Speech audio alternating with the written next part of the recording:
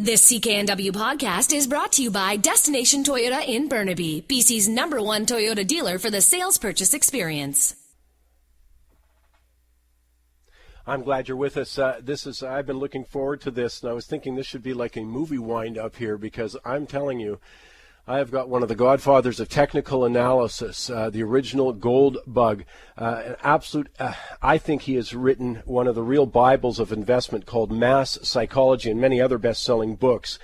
I'm very pleased to welcome back to the show Jim Dines with me. Jim, first of all, appreciate so much you taking time out. You're very busy with the Dines letter right now. But let me just fire some questions at you. As I say, I want to make best use of getting this opportunity.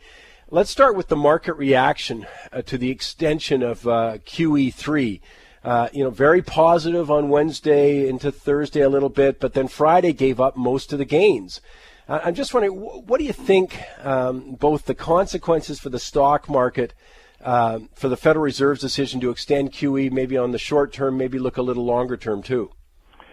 Listen, the central policy of the world's Feds is to overspend, get deeper in debt, and print money like mad with no relationship to work except printing it. And then they expect prosperity. In the last 6 years alone, debt has nearly doubled in America from $9 trillion to $17 trillion with no plan to pay it back because there's no hope of paying it back. So they hide behind this codes of QE 1, 2, 3, taper. It's double talk, and all it means is getting deeper into debt that cannot be repaid and won't. And this can't be a valid road to a long-term recovery. The QE 1, 2, and 3 did not work. 2 did not work. Why should 3 work any better? We are in a 6-year recession, and I think it's the coming Great Depression I've been warning about. It's papered over by money, and this can't be a valid road. So the fact I've never met anyone who's got rich guessing what the Fed is going to do. To the contrary, when the Fed surprised everybody on Wednesday, and people jumped in, I was selling into it, doing the opposite.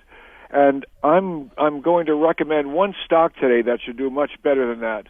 But to continue this thought, try to realize that this whole thing about the Fed is a mistake. They should not be printing it. They should be paying off some of this debt. And how can you be optimistic that they're postponing printing when the reason for it is that the economy is not doing well? Shouldn't the market go down if the economy is still not recovering after 6 years? Let me come back to something you were writing in early September. In your interim warning bulletin, you thought that gold and silver were going to pull back, which of course they did. Then we get the QE3 announcement, or the extension of it rather, on Wednesday. Gold has a quick sharp move up, so did silver, but pulled back on Friday. I know it's tough, but what do you see for gold and silver at this point? The long-term view of gold and silver is that the more money they print, the more pieces of paper will be chasing each ounce. And therefore, there is no question that gold and silver prices are going up over the long term. I've been saying this since gold was $35 and silver was 92.5 cents. They have to go up. And gold almost got up to $2,000 recently. So the long term, you have to keep the long-term framework firmly in mind. Second of all, gold and silver are very emotional investments.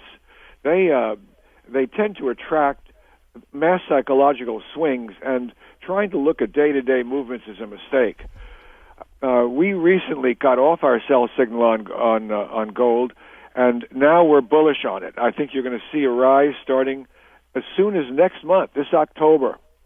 And I think that if you just hold some gold coins and hold some good gold stocks, that you'll wind up profiting in the end. I remember we recommended the silver stock. What's the one that sold for $1 a share? Industrias Pinoles. Yeah, thank you. Industrias Pinoles. That was $1 a share. It got up to $50 recently. All you had to do was just hold it. Yeah.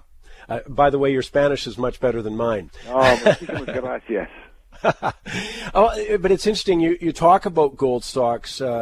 Jim, and I want to come back to that for a sec, because there certainly was a disconnect between gold bullion and gold stocks in that, yes, gold had a decline, but the stocks did far worse. And I want to come back to the whole, and ask you a bit about gold stocks. Is it time to accumulate quality gold stocks? Or as you just alluded to, are we waiting till October?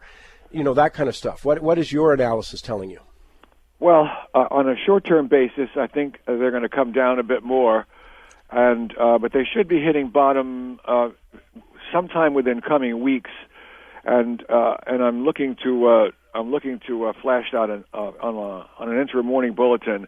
But there's a difference between gold bullion and gold stocks, and the difference is this: gold is already above the ground. You're buying it, you're getting it, and that's where it is. It won't move as quickly as stocks, or as much in percentage terms, because stocks are more leveraged.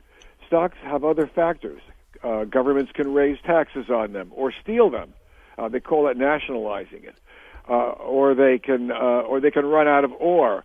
All kinds of things can happen to a gold mine, and it's because of that level of uncertainty that they don't do as well. But there's an even deeper motive. Look, I remember when they said that you couldn't mine gold unless it had at least 1% gold. That was the limit. Under 1%, they said the mine would close. But now it's down to 1 gram. In other words, you move a ton of earth to get 1 gram, a paperclip worth of gold. And you've got to pay for chemicals and labor and fuel and taxes and everything else on that poor little gram. And at some point, we are going to run out of mineable gold. What's the limit? A half a gram, a quarter, a tenth of gram? Gold, we are actually facing the limit of gold mining, and we'll see it in our lifetimes. That the time to mine gold, this planet has been scoured for gold since humanity began. And at some point, you run out. There's just not an infinite amount of gold. There'll be new amounts found probably in Siberia as global warming warms it up. But the age of gold mining is ending, and then that's when gold prices will go to my long-term targets of $3,000 to $5,000 an ounce. I've been saying that since it was 35, and let me tell you something, it's going to happen. I'm talking with Jim Dines, and by the way, he's also author of the book Gold Bug, which is a great book for if you want to understand the gold market and that relationship, which we started out with things like the central bank's printing of money. It's a big one. But I also mentioned earlier Mass Psychology, because that's the book I recommended to my children. If they wanted to understand the market, that had to be read. They all have, I might add, bought copies and have read that book. Jim Dines, you can find him at www.thedinesletter.com. When we come back, there's still lots planned here. I'm going to turn to China. Jim Dines was the original China bug, brought it to people's attention as early as 1979, said, wait till 2000 and above. It's their century. I'm going to ask more about that. Lots happening there because that impacts the commodity complex. I'll check in with him about uranium. And also, there's been an area, his track record in discovering sort of little-known areas has been huge. I'll get to that also before we're done with Jim Dines today, right across the country on the Chorus Radio Network. Stay with us. Coming up, we've got our shocking stat of the week. I've got Victor Adair, but right now I am really enjoying this with Jim Dines, one of the real legends of the investment markets. By the way, I mentioned earlier, he wrote the book Mass Psychology, a must-read if you're going to understand what's going on in the markets. Also the book Gold Bug, which is just so appropriate for what's going on in terms of central bank action and the eventual implications of that. But he also wrote the pioneering work, an absolute bestseller worth literally hundreds of dollars now if you can get a copy, called The Invisible Crash, which also predicted much of what we're seeing. But let me turn back the clock for a moment. 1979 is the year. I had the great good fortune of interviewing Mr. Dines at that time. He had just come back from China, and he said, Mike, I have seen the future. It's going to take a couple of decades here. There's going to be some changes, but you wait. Before we get into, the new millennium, the 2000 kind of era, everyone will learn about China at that point. And, of course, we all know what China is all about in terms of the commodity markets here and sometimes in the real estate market and the vast amounts of capital they deploy. But here's an interesting thing. 2 years ago, after being the original China bug, Jim Dines turned bearish on China. Jim, I want to come back to that because, first of all, great call on being bearish on China, but I sense that maybe, again, you're now seeing some more positive signs. I just wanted you to comment on that. Yeah, we specialize in what I call super major bull markets. That's where serious money is being made, and that's the important way to look, I think, instead of day trading, to make money, to get in early into a new bull market and make money. And China was one of them. Right now, I hope we have time to get to three-dimensional printing. I think that's going to be the next one. And there's one stock, I've never done this before, but I'm actually going to mention one stock on it before we go. But with China, you're right. The minute Mao died, I went over to, I flew over to China to see for myself, and I came out wide-eyed. I said, this is going to be the biggest thing I've ever seen.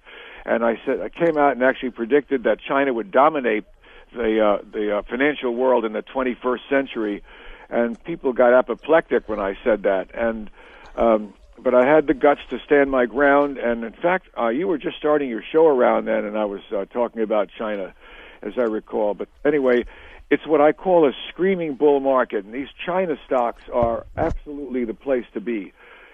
2 years ago, everybody began to agree with me, and everybody assumed, well, it's going to grow and grow. That's the mass psychology you have to avoid. When you need to go opposite to the crowd to make money. It's not easy to do. Because we're programmed to listen to the people around us, or influenced by it, and indeed the Chinese market had a serious crash. A lot of their stocks went down, but recently I've been recommending China stocks, and they've been doing fantastically well. But you have to be in the right ones. And let me go back to the other super major bull market in 1994. Including on your show, Mike, I talked about the coming boom in a new area called the Internet. Most people didn't even know what it was then. And in the next 5 years, we made absolute killings in those things. We got out of them in 2000, fortunately, and now we're getting into a new phase of the Internet. And this phase is going to be anything involved with restructuring industries. And the Chinese are doing it. But we're doing it here also, and this is a red-hot bull market going on right now, and it's, for example, in one of the things is Twitter, and LinkedIn is redefining the method of employment. Amazon is redefining bookstores out of existence with a Kindle. There's whole industries are being restructured. Teslas are restructuring automobiles into electrically driven. But to me, the next big one, and it's both in the U.S. and China. You see, this is something that is transnational. It's not just any Chinese stock. It's the China stocks that are restructuring China also. The stocks called YY and other names that we're covering in the Dines letter now.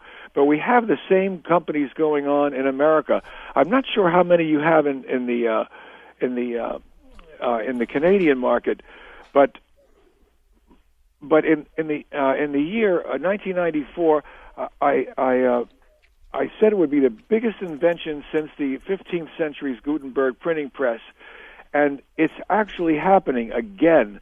I'm announcing this on your show. It's a new aspect of the Internet, and I'm calling myself the original restructuring bug, redefining every business. And Yelp, for example, made the Yellow Pages obsolete. Twitter, Google, Facebook.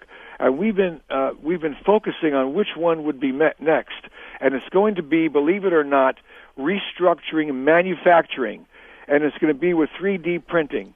You can imagine needing to buy a scissors or a screwdriver, but instead of going shopping, you press a button on your desktop 3D printer, and it appears the next morning. The exact color, shape, sharpness you want. Imagine printing many things, and what brings manufacturing into our homes will mean to the world, and the plunge in manufacturing jobs that's going to follow. And this is not a dream for the future. You know, this this quiet revolution is already at its dawn, and you can right now buy a 3D printer on Amazon, and a guitar has been made from it, and I see another industrial revolution bigger than the internet. It's going to transform manufacturing from factories to the residence, and there's even a book on it that I can give you the name of. It's A Machine That Can Make Anything. It's by John Wiley and Sons. But if you have a vehicle with a discontinued part, you can just have it printed on your own, layer by layer, atom by atom, overnight. And it can be done with plastic, but with other metals. It's going to redefine medicine, dentistry, printing orthodontists, printing toothbraces. The hearing aids are already being fitted precisely to the shape of the inner ear. Body parts like prosthetic limbs, a jaw. Somebody gets a jaw shot off in wartime, they can build a new jaw. And then they can even spray cells onto it to become skin. And they can make a sliver of liver to test instead of testing human beings. This is the biggest thing I've seen, much bigger than China. And I'm very excited about it because, as I said, you can get a machine on Amazon for $1,300, and that's going to come down over time. Now it's plastic, but it's later going to be bronze, carbon fiber, ceramic, cellulose, even food. I'm talking with Jim Dines. You can find him at thedinesletter.com. Jim, you mentioned you might share a stock name with us. I'm going to get you to hold on to that till we come back. That's the old teaser in the radio business because there's so much more to chat with Jim Dines about. I'll find out the implications of the whole commodity complex, thoughts on uranium, given that Japan is abandoning nuclear power, and, as I say, come back to talk a little bit more here. Jim, we have 1 minute before we have to take a break. You know, it's interesting when you say this whole restructuring, the original restructuring bug, and wonderful examples, by the way. Amazon, I think everyone's familiar how it's redefined the book business. Well, iTunes did the same for the music business. As you say, more coming with LinkedIn, etc. Now, I know this is tough. In 1 minute, tell me, how do we take advantage of those? It's not just as easy. I mean, you could have bought a lot of bad internet stocks or that kind of stuff. So what's the key thing you say to keep in mind if I want to invest in that trend? That's a good question. I would say that the single most important method to pick these stocks is the management, people. It's, many are called, but few are chosen. And with all due respect, Lincoln was wrong. We are not all created equal. There are some guys like Jeff Bezos who created Amazon despite being scorned by barons and everybody else. And he's just very quietly walking away with the whole world. He's absolutely determined to build everything. A guy like a genius like what's his name who founded Tesla. Absolutely. Let me hold you at that just for a sec. Sorry, because we do have to take a break. I'll come back with Jim Dines. We'll talk more about this. He said he'd give us a stock. I'll talk, as I say, about commodities. All of that coming your way across the country on the Chorus Radio Network. 2 Goofy Awards coming your way today, and very deserved. One from the world of sports, one from the world of celebrity. Also a shocking stat of the week coming up with Victor Adair. Right now, though, very pleased to have with me on the show the author, editor of The Dines Letter, thedinesletter.com. Jim, in the last few minutes, or the few minutes remaining, I wanted to come back to a few topics. One is you were talking about 3D printing. It's something we've talked about a bit on this show because I couldn't agree more. I just find it cool, let alone revolutionary, as you're describing. But I also got to hold you to this. You mentioned you might chat with us about a stock. That's right. I think that, just imagine how you can make toys with it. Somebody actually printed a gun that fired a bullet. Boeing is already making plane components, and they've even tested a rocket fuel injection nozzle made by 3D. And now I've never mentioned a stock on this show, your show, before in all the years I've been on it, and I'm going to do so now because it's so easy for anyone to find this stock. It's the blue chip of the group, and there are 4 on our list now, and they range in price from $50 to $5. And the blue chip is the one that I'm going to mention can be found by anybody, and so there's no reason to hold it back. But the name of the stock is 3D Systems, and this is going to be the one that they'll eventually be focusing on when people come storming into this group looking for stuff to buy. And I am going to be focusing on this group very intensely, and have been actually for some time. And we've even got our own average of 3D stocks, and nobody else that I know about has one. That's terrific, 3D Systems. Now, just before I let you go, I've got to fire a couple of other questions at you. We talked about China and some of these changes longer term. Just generally your view on the commodity complex right now. Is the commodity bull market over? It certainly has taken a breather here. It's been in corrective mode. Before I go any further, if people want to look up my address, it's not the Dines Letter. It's just dinesletter.com. Oh, thank you. But China, I knew would be building its infrastructure, so I was very bullish on commodities. They are the world's largest consumer of commodities, and we made a great deal of money in 2009 and 2011 and 2010, and then the last 2 years, 11 and 12. We've had a crash in the whole commodities market. Everything. They've even dragged down rare earths and gold and everything else. I think that's ending. I think China is going to be recovering here. They still have a real estate crash ahead of them coming. But basically, I'm looking for a recovery in the entire markets. And in fact, in next week's letter, you'll see charts of some of these commodities that have already begun to turn up. Commodity stocks, I mean, have already begun turning up very slowly, very quietly. The number of new lows made in the Canadian markets and the mining stocks is diminishing, and I think you're going to see a very surprising jump in this group. And let me just finish with this question, and that is uranium. You also were on top of that uranium market when it was $8 a pound. It went up to $146. Of course, has since retreated. We've got Japan talking about eliminating all nuclear power from its arsenal. What's your outlook for uranium? Uranium is a very emotional metal also. The truth is that we've got global warming, and this is the only really clean, large, available energy source on the planet. And there'll be a problem with waste disposal, but that'll have to be solved.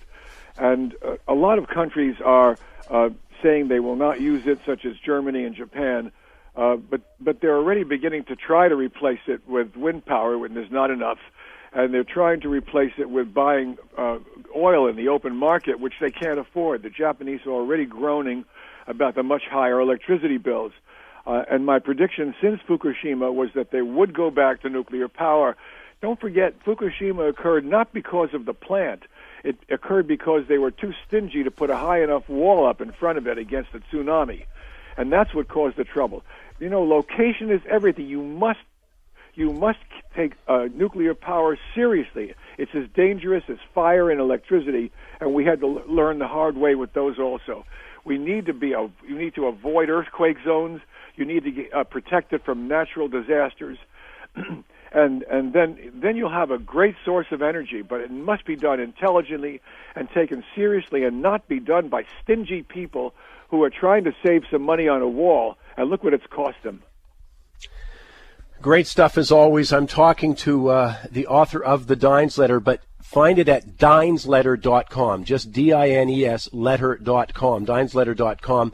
Jim, as always, I am so appreciative of you finding time for us on this show and our audience across the country for all the years, and very much enjoyed today. Thank you. Anytime for you, Mike. You're a great reporter, and Canada's very lucky to have you. Well, I appreciate that. Jim Dines, dinesletter.com, D-I-N-E-S letter.com. I'll take a break. I'll come back. Shocking stat of the week. I've also got Victor Adair and a double goofy. Stay with us.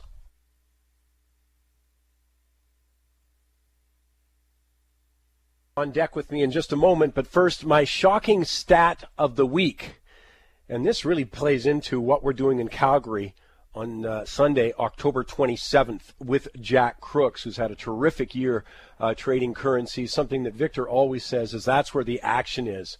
but I was still blown away by this stat.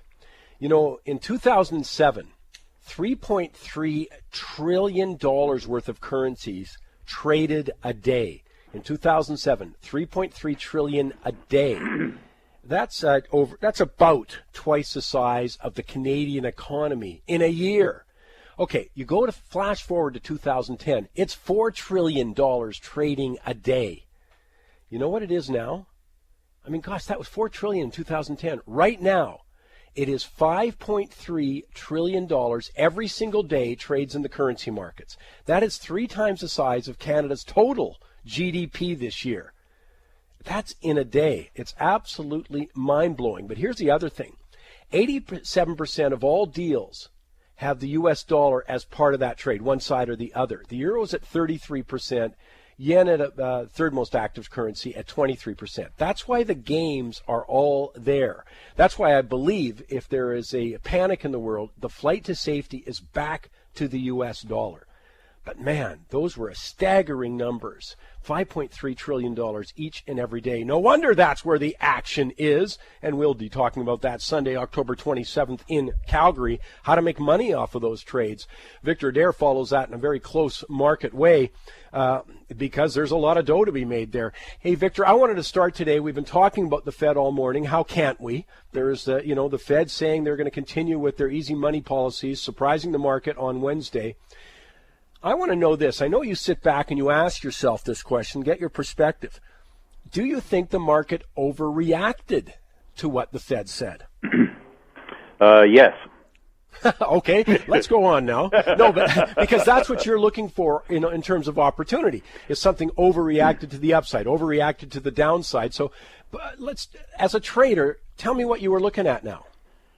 Well, we've discussed on this show many times over the past couple of years, what are we trading? And I think we've been trading the market's anticipation of Federal Reserve policy.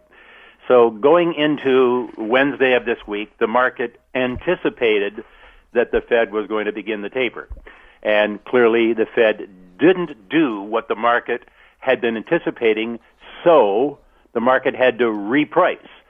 And what that meant is we had a jump higher in gold, in stocks, in bonds, and the U.S. dollar fell sharply. This would be, a typical pattern.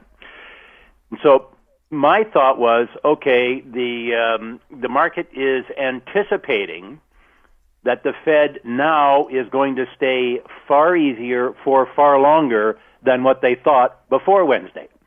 And I said to myself, so what if that's not the case? What if, the market actually kind of got lopsided here because, ahead of an event like that, the market anticipates something, positions are assumed, built up, in that the anticipated event will happen.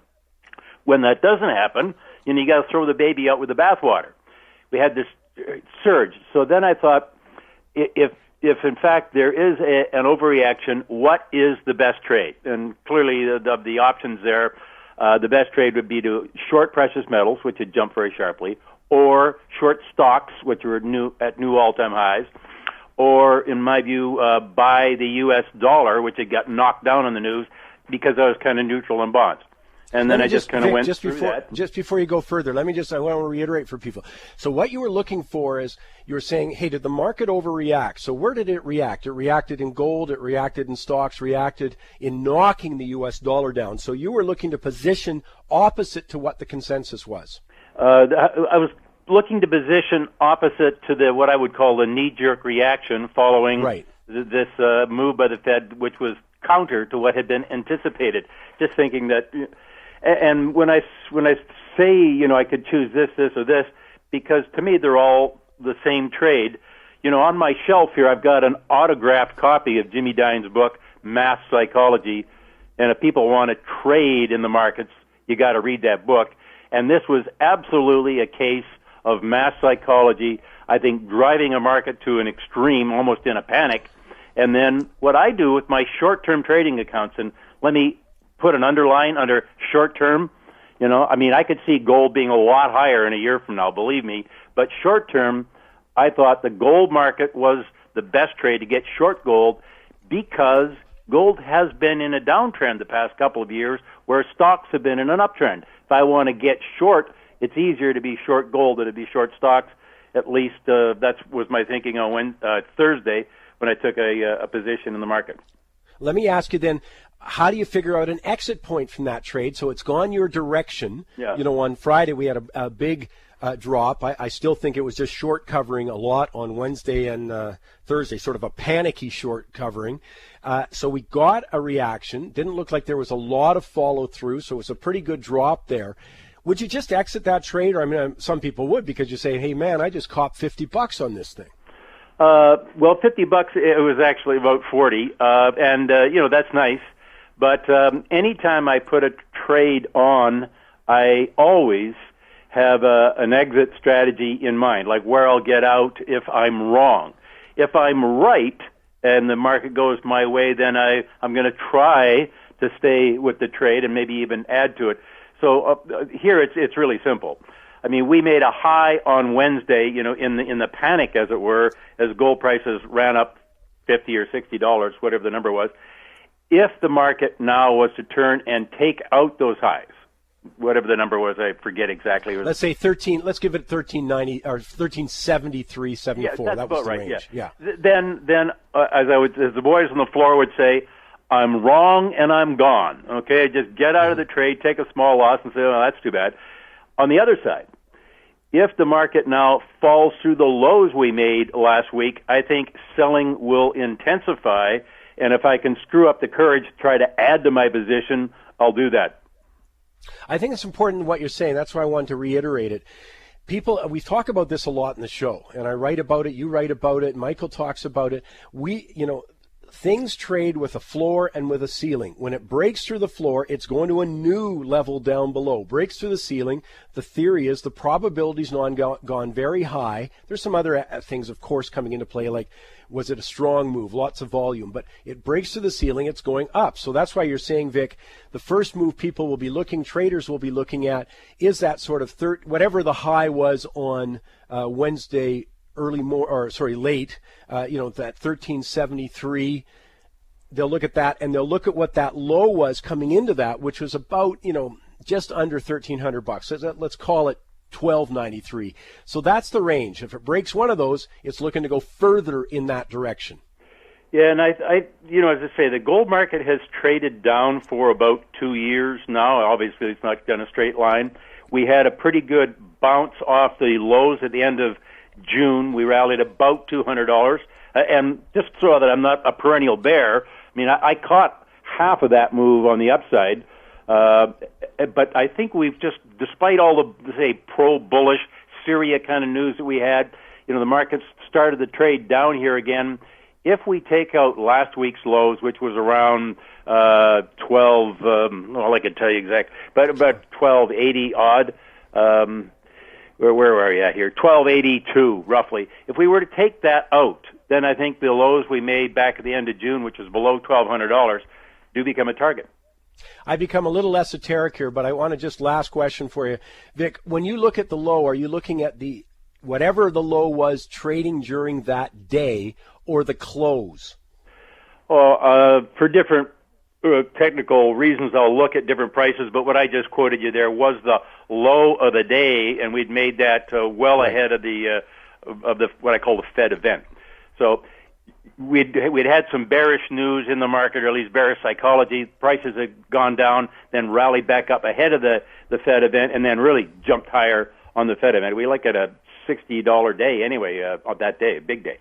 Oh, it was a huge day. As I say, I think that low, as you say, was that, 1282, 83, and then it did get up to 1373, 74. I mean, it was a monster kind of 24-hour trading period in there. Victor, I better go before I get into real esoteric stuff here. Let me just say one more thing, Michael, and that is I'm really talking about short-term trading here. Thanks, and sometimes I don't know that, when I talk about that, I do a lot of our listeners a service, because they're not going to be trying to get in and out of the market with the speed that I do. But the key thing would be, whatever your analysis is, to sync your trading with that time period. Yeah, always a very good reminder, Victor. And thanks for taking the time. Been a great morning. Thanks to you and Jim Dines, Michael, Ozzy. We'll finish her up in just a moment's time here with a double goofy. You heard it here, the double goofy coming your way on the Chorus Radio Network. That with my Goofy Award, and then yesterday something happened and it had to be included. That's why it's a double header. You may have heard in the news that San Francisco linebacker Alden Smith was apparently very drunk. Pills and marijuana found in the car. It was a practice day. Of course, game day tomorrow, of course. This was yesterday. Crashed into a tree at 7 a.m. Blood alcohol count taken hours later was still twice the limit. Here's an incredible part of it, that he was so out of it that he's on the tree and his foot's still on the accelerator at that point. Okay, so here's the goofy. This is a kid, 23-year-old, who has had problems with this before. This is not his first DUI. He also has another significant altercation at his house where there was a stabbing and a shooting. That's still under investigation. He's getting sued for that, actually. But, I mean, come on. He's that out of it at 7 a.m. in the morning? I found that incredible. That's not the goofy, though. The goofy is this very quickly.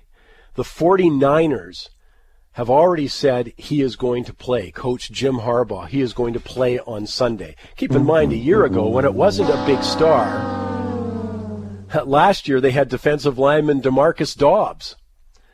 He didn't get to travel with the team to St. Louis when he had a DUI and marijuana charges. My point is this. They want to talk about concern. They are showing no concern. This kid needs help. That's the real bottom line. And instead, you're going to play. Yes, the league will probably come down with a suspension, but the 49ers didn't need to wait for that. I was just appalled when I heard that. Now to the other goofy of the week very quickly. Reported last Saturday, Neil Young says, the fact is Fort McMurray looks like Hiroshima, a wasteland. He's joining celebrities James Cameron, Robert Redford.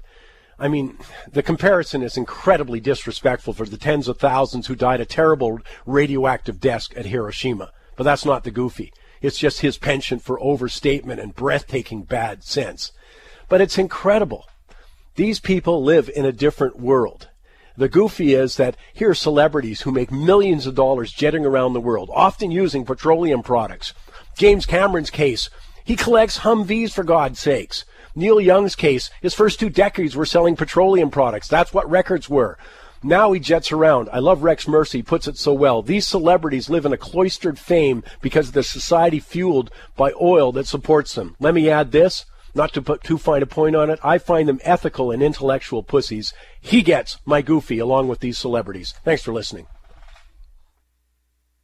Better than trade pricing and for one day only. Hey, Mike Falcon here, live on location for CKNW at MCO, Ensuite Bath and Kitchen Showroom, 1585 Cabot Way, just off the river in Port Coquitlam. I'm saying to you, if you are planning to do a remodeling of your home or you're already in it, this is the place to come, one day only. Marco Varnier, you're giving away some phenomenal, not only gifts hourly, but you've got some great prices. Oh, absolutely. Fantastic prices. Come on down today. Talk to our consultants.